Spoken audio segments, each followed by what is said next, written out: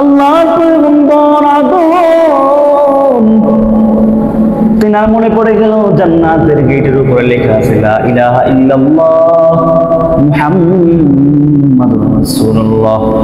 আদম আলাইহিস সালাতু ওয়াস সালাম আল্লাহর কাছে ওই পয়গম্বর মুহাম্মাদুর রাসূলুল্লাহ রাসূলা দিয়া আল্লাহর কাছে মাফ চায় বলে রব্বানা যালামনা আনফুসানা ওয়া ইন লাম তাগফির লানা ওয়া তারহামনা লানাকুনান্না মিনাল খাসিরিন।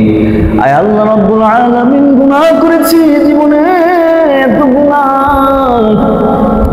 মাফ করে দাও, বুঝি নাই।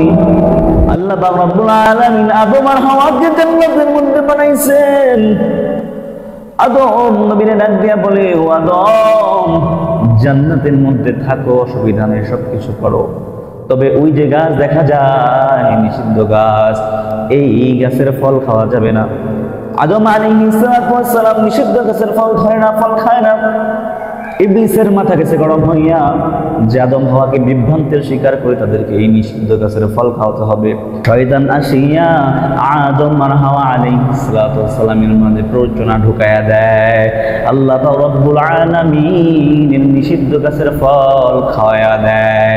শয়তান যখন বিজয় হয়ে যায়, আদম আর হাওয়া যখন শয়তানের কাছে পরাজিত হয়ে যায়, আল্লাহ পাক রব্বুল আলামিন ফয়সালা দিয়ে দেয়, ও নবী যাও যাও তো এই জান্নাত থেকে বের হয়ে যাও, দুনিয়ার জমিনে চলে যাও, দুনিয়ার জমিনে চলে যাও।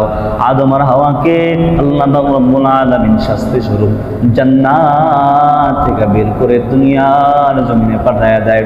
বরং শাস্তি নয়, এটা একটা বাহানা মাত্র, কারণ আদম হাওয়া দুনিয়ার জমিনে যাবে, সন্তান সন্ততি আসবে, মানুষ পয়দা হবে, মানুষ সৃষ্টি হবে, তৈরি হবে, এই একটা বাহানা দিয়ে আল্লাহ পাক রব্বুল আলামিন আদম আর হাওয়া আলাইহিস সালাতু ওয়াস সালামকে দুনিয়ার জমিনে পাঠায়া দিলেন। দুনিয়ার জমিনে যাওয়ার পর কান্না করতেছে আল্লাহর পয়গম্বর আদম তিনার মনে পড়ে গেল জান্নাতের গেটের উপরে লেখা আছে লা ইলাহা ইল্লাল্লাহ মুহাম্মাদুর রাসূলুল্লাহ। আদম বলেন, আদম নামে সর্বপ্রথম তুমি আমায় বানাইয়া তোমার সাথে কাহার নামটা রাখিলা লিখিয়া। আল্লাহ বলে, আমার বন্ধু মুহাম্মদ আমার সাথে জড়িত, যাহা সৃষ্টি না হইলে আসমান জমিন না হইত।